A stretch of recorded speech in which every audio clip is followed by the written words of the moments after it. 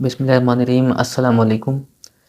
जिस तरीके से लोगों के ज़हन में मुख्तलिफ़ फ़साद पैदा होते हैं, ख़यालात पैदा होते हैं, तो कुछ को दिल करता है बग़ैर वजह के हर बात को कंट्रोवर्सरी वर्जन में तब्दील कर देने का। मिसाल के तौर पे इसी वाले कंट्रोवर्सरी सब्जेक्ट्स में एक और आता है, हाइपरटेंशन, यानी फ़िशारुद्दम कवी। अब क्योंकि फ़िशारुद्दम लो वाला भी इस्तेमाल होता है, हाइपोटेंशन जिसे कहते हैं, लेकिन हम हाइपरटेंशन के बारे में कुछ नॉलेज शेयर करना चाहेंगे। जो हाइपरटेंशन है क्या, इसको उर्दू इस्तिलाह में फ़िशारुद्दम कवी कहा जाता है। कवी इसलिए कि हाई होता है, इसमें ब्लड प्रेशर हाई रहता है। अब इसमें कुछ लोगों का ये एक ध्यान है कि ये एक साइलेंट किलर है, इसके कोई अलामात नहीं होती, एकदम बंदे पड़े पड़े मर जाता है। और कुछ लोगों का इसके बारे में ये ध्यान होता है, ख्याल करते हैं कि इसकी भी अलामात होती हैं। तो जो लोग इस चीज़ को ख्याल में रखते हैं कि इसकी अलामात होती हैं, वो ज़्यादातर अतिबा में, हुकामा में मिलेंगे। और जो ये वाला ख्याल करते हैं कि इसकी अलामात नहीं होती हैं, एकदम से बंदे को किल कर देता है, मार देता है, वो ज़्यादातर आपको मॉडर्न मेडिकल साइंस के हज़रात मिलेंगे, वाबस्ता हज़रात मिलेंगे। अब क्योंकि मैं चाहूँगा दोनों चीज़ों को कंपेयर करके एक आपको समराइज़ करना चाहूँगा और ये नॉलेज शेयर करना चाहूँगा कि जिसमें ये वाली कैफ़ियत महसूस हो, तो वो अपने आप को उसी वक्त मेंटेन कर सके। हर इंसान का एक बुनियादी हक़ होता है कि वो अपने इलाज आप भी करना जानता हो, क्योंकि ये जिस तरीके से वक्त बढ़ता जा रहा है, हर इंसान एक दूसरे के लिए अपने आप को अक्लमंद बनने के लिए, ज़हीन बनने की कोशिश कर रहा होता है। उस सेल्फ मेडिकेशन के ज़्यादातर केसेस आते हैं सामने, इसके साइड इफ़ेक्ट आ जाते हैं, फिर बंदे को यानी मरीज़ को और मुश्किल का सामना करना पड़ता है। जो हाइपरटेंशन है, HTN भी इसको कहा जाता है, इसको मेजर करने के लिए, ब्लड प्रेशर को मेजर करने के दो तरीके आते हैं। एक है ऑस्कल्टेटरी मेथड, एक है ऑसिलोमेट्रिक मेथड। जो ऑस्कल्टेटरी मेथड है, ये क्लिनिक्स में यूज़ करते हैं, घर में यूज़ करते हैं। इसके लिए ब्लड प्रेशर का आला, जैसे स्फिग्मोमेनोमीटर कहते हैं, वो इस्तेमाल करते हैं, चाहे मरकरी का हो या एनालॉग हो, उसको यूज़ किया जाता है। और जो ऑसिलोमेट्रिक मेथड है, ये अस्पतालों में, ICU में, CCU में इस्तेमाल किया जाता है। अच्छा, जो मरकरी वाला तरीका है, इसमें सब लोग आशना है कि इसमें स्टेथोस्कोप का यूज़ होता है, जबकि जो ऑसिलोमेट्रिक का मेथड है, इसमें ऑसिलोस्कोप का इस्तेमाल होता है, इसमें वेव्स बनी हुई आती हैं। ये अस्पतालों में इस्तेमाल किया जाता है, अभी पहले ही बतलाया था।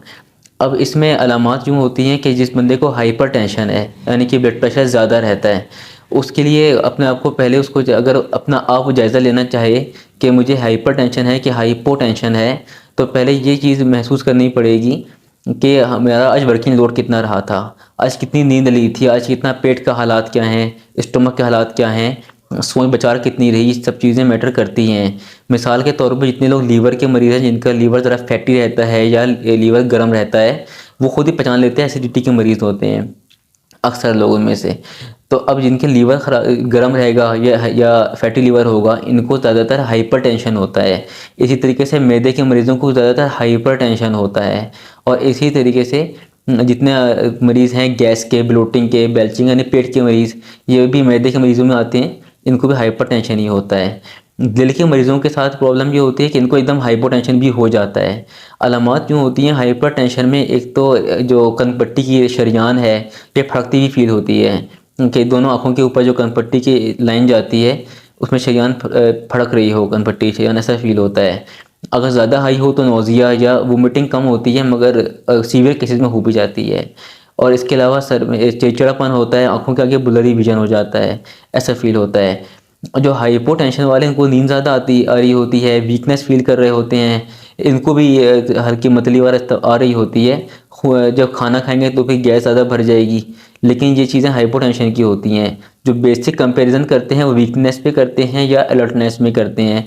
जो हाइपरटेंशन होगा उसमें इतनी वीकनेस नहीं होती जितनी, या स्लीपीनेस, नींद नहीं आती जिस कदर इंसान को कनपट्टी की जो रग है, शरीयान है, वो धड़कती फील होती है, सर में दर्द फील होता है और चिड़चिड़ापन महसूस हो रहा होता है। अब इसमें आता है ब्लड प्रेशर की, जिसका मेजरमेंट होती है सिस्टोलिक और डायस्टोलिक। तो सिस्टोलिक ब्लड प्रेशर है वो 120 ऑप्टिमम कहा जाता है, और जो डायस्टोलिक का 75 to 80 mmHg में इसको मेजर करते हैं। अगर इस ज़्यादा अगर जब प्रेशर ज़्यादा पड़ता है ब्लड प्रेशर, तो अब इसका आपको लिहाज रखना पड़ता है, रखना चाहिए कि 40 से 60 यूनिट्स का डिफरेंस हो जाए तो ठीक है। मिसाल के तौर पे 120 सिस्टोलिक 120 सिस्टोलिक हो के साथ इसकी कंपेरिजन में से 75 या 80 ब्लड प्रेशर जब आएगा तो 40-30 का डिफरेंस आ जाता है, कमोबेश 40-45 का 35 का डिफरेंस आ जाता है, वो सही है। अगर इससे ज़्यादा बढ़ाते मिसाल के तौर पे 140 सिस्टोलिक कर लें और जो डायस्टोलिक है वो 60 पर ले जाएं तो ये ज़रा बढ़ जाएगा। अब जब 40 to 60 यूनिट्स का डिफरेंस अगर है तो ठीक है, ये एक हो जाता है। मगर अगर इससे कम का डिफरेंस है, 30 का डिफरेंस है, 20 का डिफरेंस है, तो फिर इसका मतलब ये होता है कि लो पल्स प्रेशर है। ये इंडिकेट करता है कि हार्ट सही तरीके से ब्लड को पंप नहीं कर रहा है। अगर 70 या से अबव का डिफरेंस आ जाता है तो ये इंडिकेट करता है कि एओर्टिक रिगर्गिटेशन, यानी कि एओर्टिक वाल्व जो हैं, शरीयान आज़म के जो वाल्व्स हैं वो पूरी तरीके से कॉन्ट्रैक्ट नहीं हो पा रहे हैं, या खून पतला है, या आयरन की डेफिशिएंसी, सब चीज़ें इस मेजरमेंट से पता चल जाती हैं।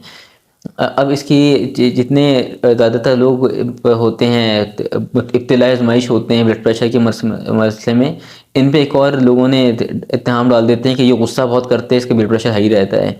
ज़रूरी नहीं है कि ब्लड प्रेशर जिसका हाई हो उसका गुस्सा भी हाई रहता हो, लेकिन ये कि ये लोगों ने एक बना दिया है, एक ज़बर मिसल बना दी है, इससे कोई ताल्लुक़ नहीं है।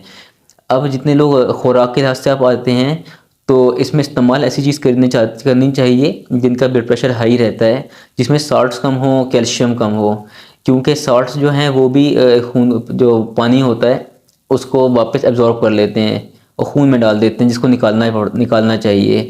उस निकालने के लिए हम लोग मेडिसिन में पोटाशियम स्पेयरिंग एजेंट्स वगैरह देते हैं, फ्यूरोसिमाइड वगैरह हो गया दिया जाता है, कैल्शियम ब्लॉकर्स देते हैं, लोडीपाइन हो गया, ऐसी चीज़ दी जाती हैं।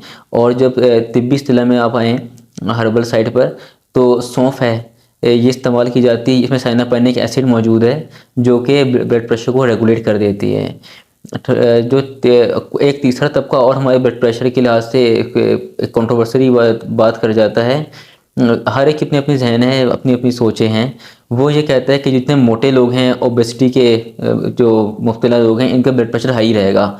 ये भी कोई ज़रूरी नहीं है, क्योंकि डिपेंड करता है आपको लाइफ स्टाइल पर। अगर लाइफ स्टाइल आपका सीडेंट्री है, ज़्यादातर आप सुस्त रहते हैं, फिर ब्लड प्रेशर हाई मुश्किल से होता है, क्योंकि यानी मिजाजी तौर पे अगर सुस्त बंदा है तो ये ना हो कि वो किसी वजह से थकावट से या किसी वजह से सुस्त बैठा रहता है तो हाई होना है। मगर जिसका मिजाज ही बचपन से इस तरीके का पिसरा सा बैठा बैठा, इसे बलगमी मिजाज कहा जाता है। इनमें ज़्यादातर ब्लड प्रेशर हाई नहीं होता, ये वीकनेस होती है, जिसकी वजह से ये चीज़ लोग सोच पड़ते हैं कि बीपी ब्लड प्रेशर लो हो गया।